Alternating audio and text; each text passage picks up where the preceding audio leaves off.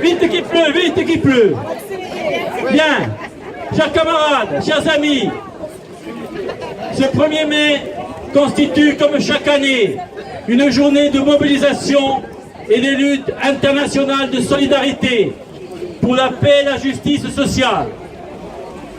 Cette solidarité, la CGT l'exprime au quotidien envers tous les peuples privés de liberté et subissant les guerres et aussi sans les droits sociaux. Un travailleur sur 2 sur la planète ne possède ni contrat de travail, ni de réglementation sociale minimale. C'est aussi le cas de nombreux travailleurs en France, aussi notamment ceux dénommés des sans-papiers, parmi lesquels nombreux sont chez nous, travaillent chez nous depuis de longues années, exploités par un patronat souvent adepte de la revendication de préférence nationale de l'extrême droite, mais qui n'hésite pas à employer les travailleurs sans papier. Solidarité aussi aux populations victimes d'actes terroristes barbares qui frappent des innocents chaque jour, y compris en France. L'assassinat dernièrement d'un policier sur les Champs-Élysées montre que la menace terroriste est bien présente partout. Pour autant, il ne faut pas exonérer les démocraties occidentales, et notamment les États-Unis, de leur responsabilité dans ces drames. En Irak notamment, cette attaque fondée sur un mensonge d'État, soi-disant pour trouver des armes chimiques qui n'ont jamais existé, ont déstabilisé un pays et toute une région déjà chauffée à blanc, où aujourd'hui les attentats meurtriers sont quasi quotidiens. En France, ce 1er mai se tient entre les 2 tours de l'élection présidentielle, à l'issue d'un mandat Hollande fait de trahison et de renoncement, augmentation du chômage, loi travail, pacte de responsabilité pour les entreprises, un bilan si catastrophique qui a même contraint le président sortant à renoncer à se présenter par crainte d'une défaite humiliante.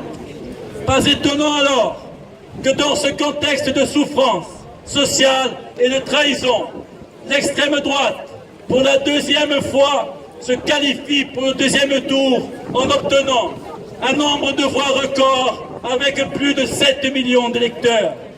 Avant le 1er tour de l'élection, la CGT, sans donner de consigne de vote, avait réaffirmé ses revendications, seule capable de redonner espoir et de stopper le poison de l'extrême droite.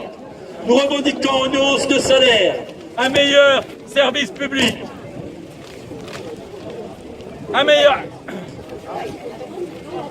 code, ça y est.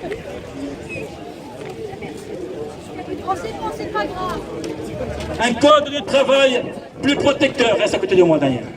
Une relance de l'industrie et une réduction du travail à 32 heures par semaine. Certaines de ces revendications étaient reprises par des candidats durant cette campagne présidentielle. Dans un pays où les 40 plus grandes entreprises dégagent cette année plus de 75 milliards d'euros de bénéfices et ont versé en 10 ans 500 milliards à leurs actionnaires, nos propositions sont pourtant réalistes et réalisables. Mais pour certains candidats, ces revendications seraient dangereuses pour le pays. Par contre, faire bénéficier d'emplois fictifs toute sa famille et se faire offrir des costumes pour plusieurs dizaines de milliers d'euros, cela paraît normal pour certains.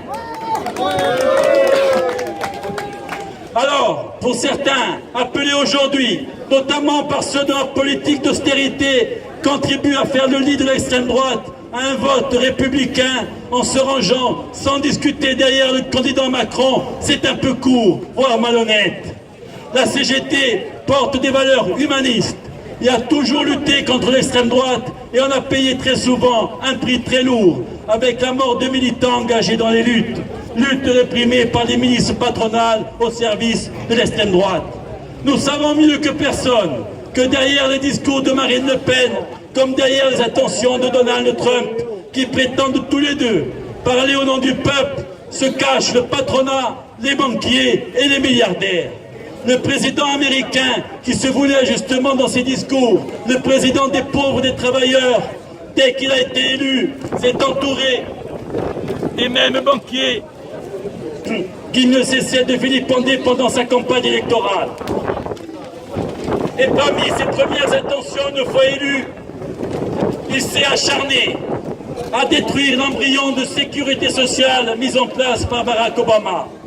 Nul doute que Marine Le Pen, derrière ses discours dits sociaux, ne tiendra jamais ses engagements, puisqu'elle défend un capitalisme national, nationaliste et combat les organisations syndicales.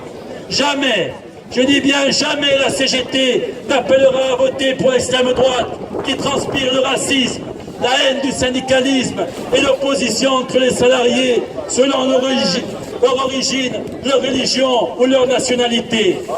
Le remplaçant par intérim de Marine Le Pen ose même nier l'existence des chambres à gaz pendant la Deuxième Guerre mondiale.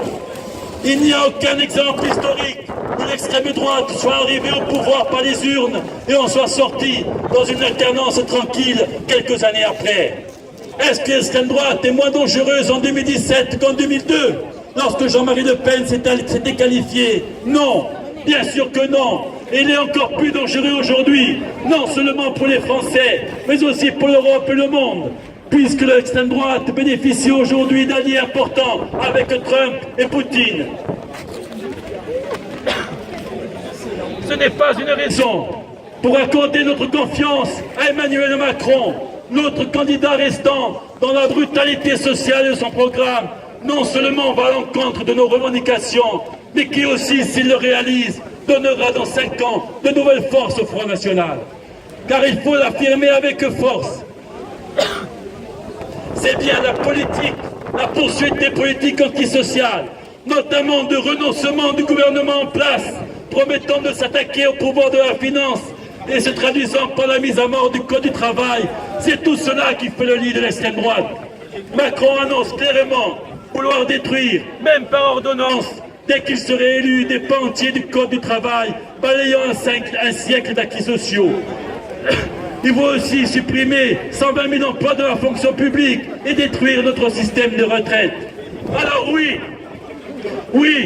il faut faire barrage à l'extrême droite, qui est un danger pour la démocratie et pour nos libertés. Et le 7 mai,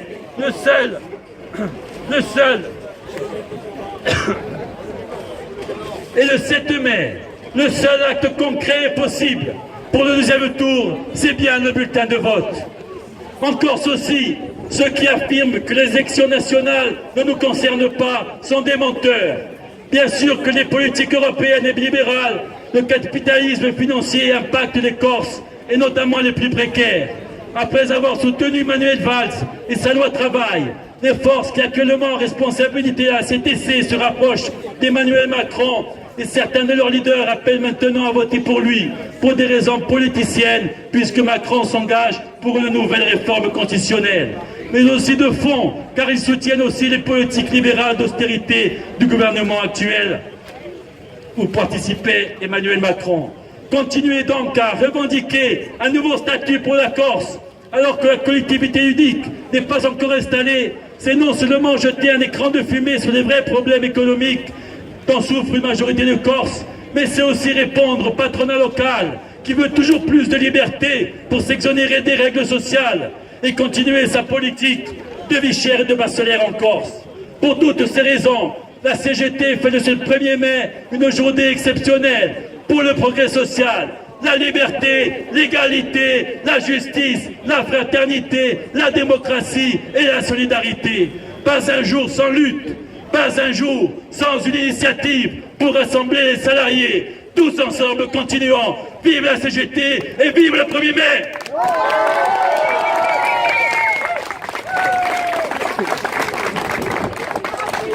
Bien, merci à toutes, merci à tous. Bonne journée, bonne lutte et tout ici aimé.